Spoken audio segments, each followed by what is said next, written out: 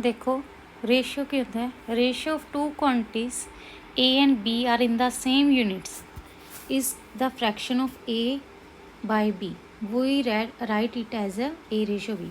देखो रेशियो क्या होंदी है, टू क्वांटिटीज होंदी हैं ए ते बी, ठीक है। ये जिहड़ी ए ते बी क्वांटिटीज होंदी ना सेम यूनिट्स होंदी हैं, यानी कि अगर मैं थोनों 5 मीटर क्या है तो डिवाइड च भी की लिखूँगी 10 मीटर, ठीक है। अगर 5 kg क्या है तो डिवाइड च भी की होना चाहिए kg ही होने चाहिए यूनिट, ठीक है। देखो इतने 5 मीटर यूनिट है ना, मीटर तो डिवाइड च भी के मीटर च है यूनिट, अगर इधर kg च है तो यूनिट इतने भी की है kg च, ठीक है। यानी कि कहने का मतलब ये है कि ए बाय बी नूं आपां की बोल दें रेशो बोल दें, तो इनू लिखते किवें है ए रेशो बी, यानी कि A by be the fraction, ठीक है। ए ते बी की जिहड़ी फ्रैक्शन होंदी है उन्होंने की बोलते हैं ratio.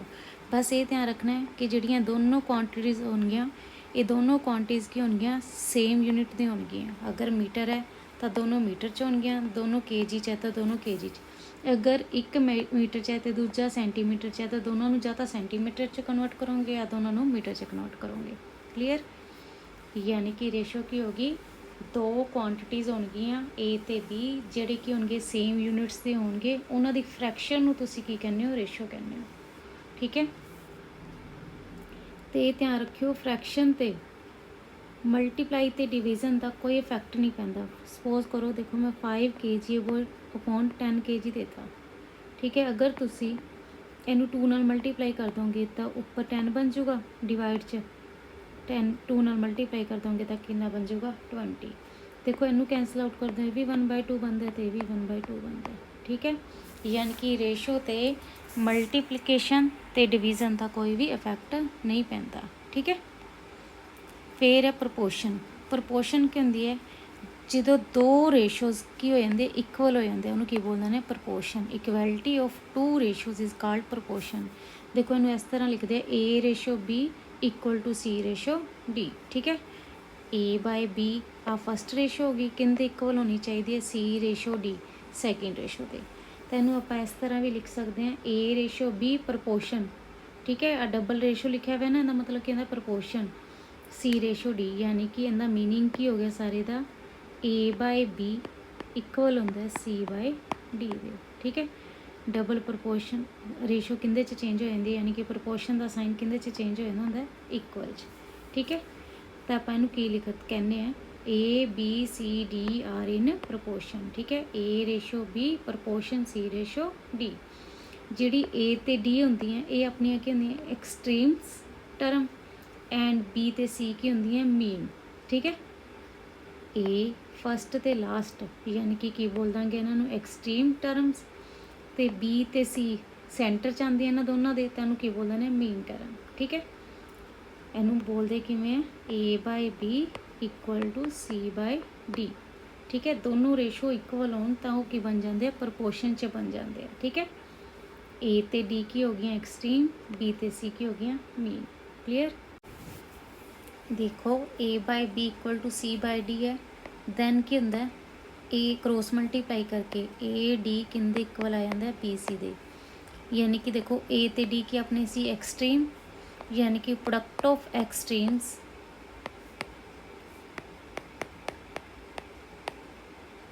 Is equal to product of means.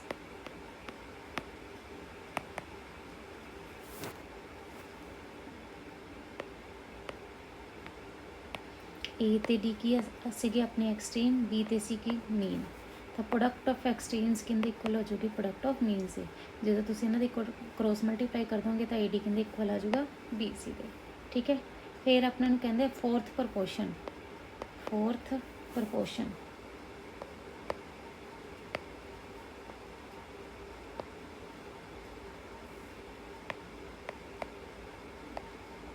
देखो फोर्थ प्रपोर्शन की होंगे A ratio B proportion C ratio D, यानी कि A by B equal to C by D.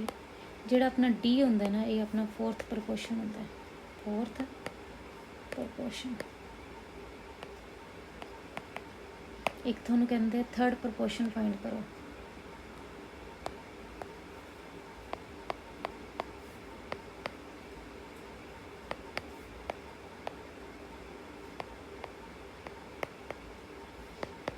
देखो थर्ड प्रपोर्शन च की होंदा है A ratio B equal B ratio C दे है, ठीक है। तो सी थोड़ा की होगा थर्ड प्रपोर्शन होगा, ठीक है। सी इज़ थर्ड प्रपोर्शन। हुण अगर कह दन कि 2 3 द थर्ड प्रपोर्शन फाइंड करो तो तुसी की लेट कर लोगे एक्स, ठीक है।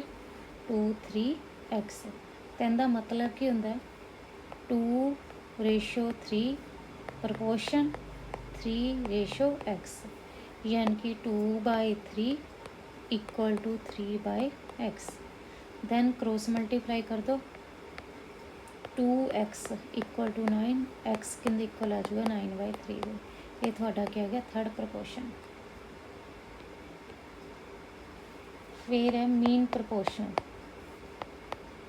Mean proportional. देखो मीन प्रपोर्शनल किमें फाइंड करना है,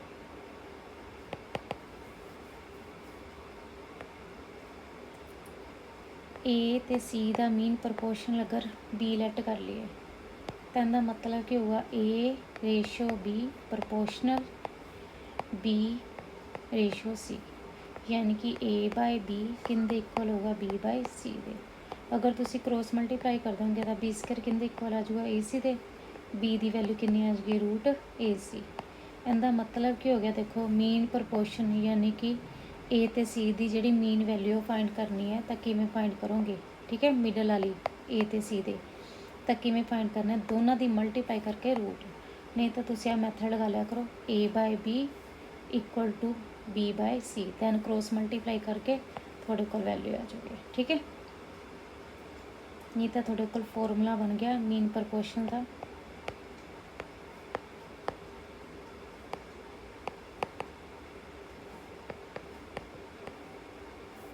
फर्स्ट इंटू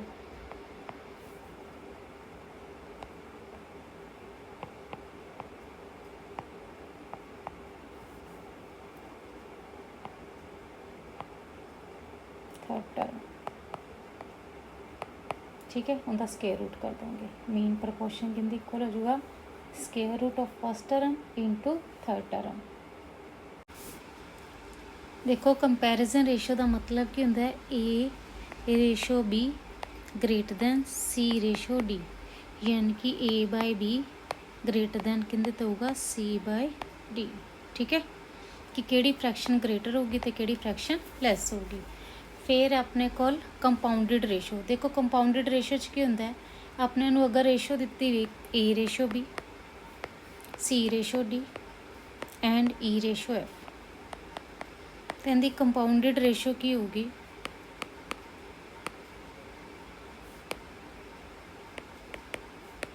ऊपर वाले, यानी कि A C ते E दी मल्टीप्लाई कर दोगे ACE रेशो डिवाइड वाले दी BDF, ठीक है। ये थोनों की दे दूगा कंपाउंडिड रेशो। सपोज करो देखो मैं थोनों दिता 2:3 4:5 3:2, ठीक है। तो इनकी कंपाउंडिड रेशो की होगी 2 देखो 2 4 3 2 × 4 × 3 अपॉन 3 5 2 3 5 2, ठीक है।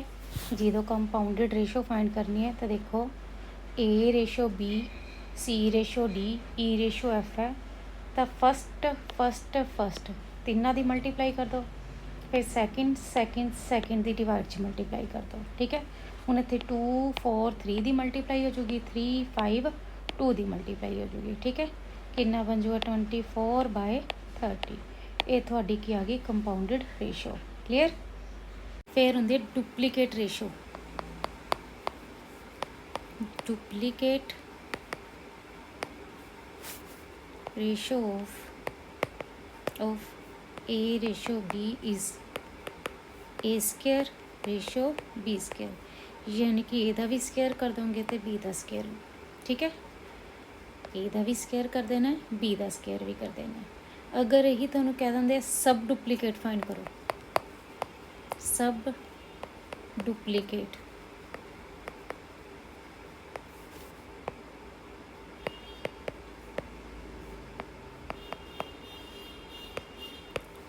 तो की करोगे ए का भी स्केयर रूट कर दोगे बी का भी स्केयर रूट कर दोगे फिर उन्होंने ratio square root of A ratio square root of B फिर थोनों कह देंगे ट्रिप्लीकेट फाइंड करो triplicate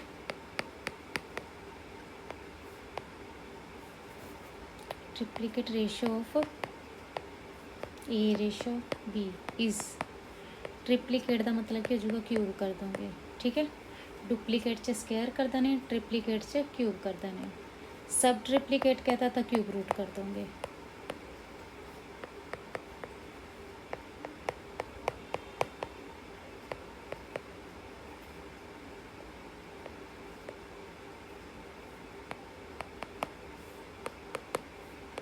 cube root of A ratio cube root of B यानी कि ए की पावर भी 1/3 कर दोगे बी की पावर भी 1/3 कर दोगे क्लियर देखो अगर A by B equal to C by D होंदा then componendo and dividendo rule की होंदा है कंपोनेंटो एंड डिविडेंडो रूल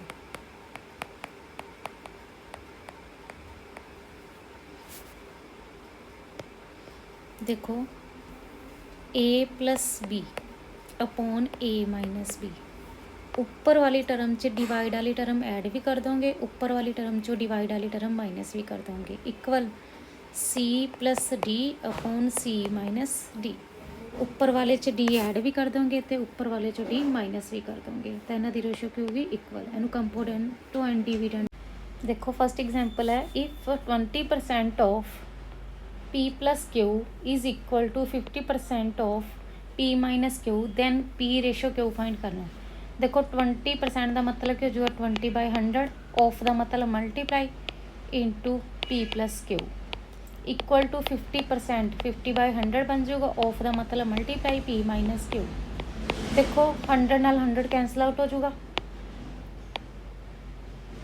10 के टेबल से कैंसल आउट कर दोगे 2 इंटू पी प्लस क्यू किंदे इक्वल आ गया 5 इंटू पी माइनस क्यू दे क्लियर 2 दी पी नाल मल्टीप्लाई करोगे 2p 2 दी क्यू नाल मल्टीप्लाई करोगे 2q इक्वल किंदे आ गया 5 into P 5p minus 5 into Q 5q देखो p वाले एक साइड रख लो 2p uh plus the 5p इधर आके की हो जाएगा माइनस आ 5p -5q इधर रख लो प्लस द 2q इधर आके कितना जो minus the 2q -3p equal to -7q minus minus cancel out हो जाएगा तुसी रेशो फाइंड करनी है p रेशो q इधर मल्टीप्लाई च इधर आके कि जो डिवाइड च इक्वल टू 7/3 देखो 3 इधर मल्टीप्लाई च इधर आके कि जो डिवाइड च तो अपनी p रेशो q किंदे इक्वल आ गई 7/3 दे क्लियर देखो सेकंड क्वेश्चन है if a b c are quantities of the same kind such that a ratio b given है 3:4 दे यानी कि a by b किंदे इक्वल हो गया 3/4 दे and b ratio c equal to 5:7 यानी कि b by c किंदे इक्वल आ गया 5/7 दे कहते दैन फाइंड करना a रेशो c देखो फस्ट ते सैकेंड इक्वेशन की दोनों की आपस की कर दो मल्टीप्लाई फस्ट की ते सैकेंड इक्वेशन की कर दो मल्टीप्लाई देखो a by b into b by c equal किंदे हो गया 3/4 इंटू 5/7 देखो b भी कैंसल आउट हो गया इधर की बच गया अपने को a बाय c इधर की बच गया मल्टीप्लाई कर दो 3 इंटू 5 15 4 इंटू 7 28 थोड़े को a रेशो c किंदे इक्वल आ गया 15:28 दे क्लियर देखो नेक्स्ट क्वेश्चन है if m ratio n equal to 3:2 then find the ratio of 4m plus 5n ratio 4m minus 5n ठीक है देखो फस्ट मैथड तो ये आंदा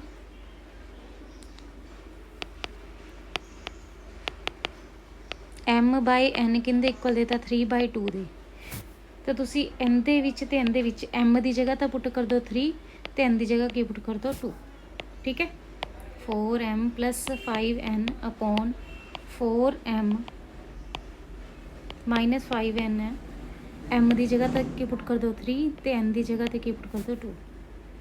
4 into 3 plus 5 into 2 upon 4 into 3 minus 5 into 2। Then simplify कर दो ना, 4 into 3 12 plus 5 into 2 10 upon 4 into 3 12 minus 5 into 2 10। कितना बन जूगा 22/2।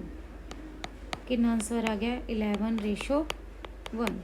सैकेंड मैथड ये है, देखो आप रेशो किंदी फाइंड करनी है 4m plus 5n upon 4m minus 5n।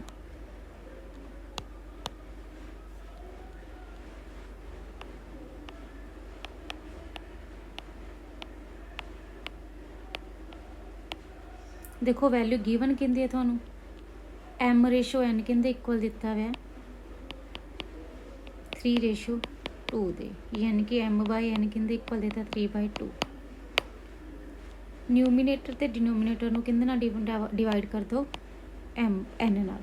ठीक है, उपर भी n नाल डिवाइड कर दो ते डिवाइड च भी n नाल डिवाइड कर दो। देखो n नाल n कैंसल आउट हो जाऊगा, थोड़े कोल m रेशो n किंदे इक्वल है 3:2 दे इक्वल है।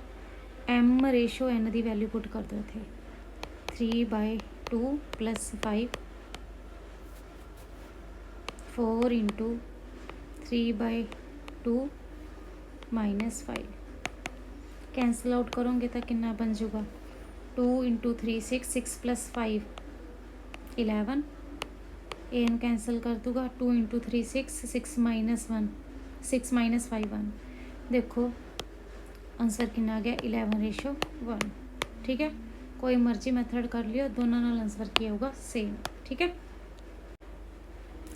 If 2x plus 3y ratio 3x plus 5y किंदे इक्वल है 18:29 दे, दैन रेशो फाइंड करनी है x रेशो y दी। 2x plus 3y upon 3x plus 5y किंदे इक्वल दिता है 18/29 दे, दैन क्रॉस मल्टीप्लाई करो 29 into 2 58x plus 3y into 29 87y equal to 18 दी 3x नाल मल्टीप्लाई की 54x प्लस 18 दी 5y नाल मल्टीप्लाई की 90y। ठीक है, x वाले एक साइड रख लो, आ प्लस इधर जाके की बन जाएगा माइनस आ 90y माइनस आ प्लस इधर आके कितना जाएगा माइनस आ। ठीक है, सोल्व करोगे 4x इक्वल टू 3y, तुसी x रेशो y फाइंड करना है x अपॉन y, आ y मल्टीप्लाई च इधर आके डिवाइड च जाऊगा इक्वल टू 3 अपॉन 4 मल्टीप्लाई च इधर आके के जो डिवाइड च। तो देखो x रेशो y किंदे इक्वल आ गया 3:4 दे। ठीक है, ये थोड़ा आंसर आ गया 3:4।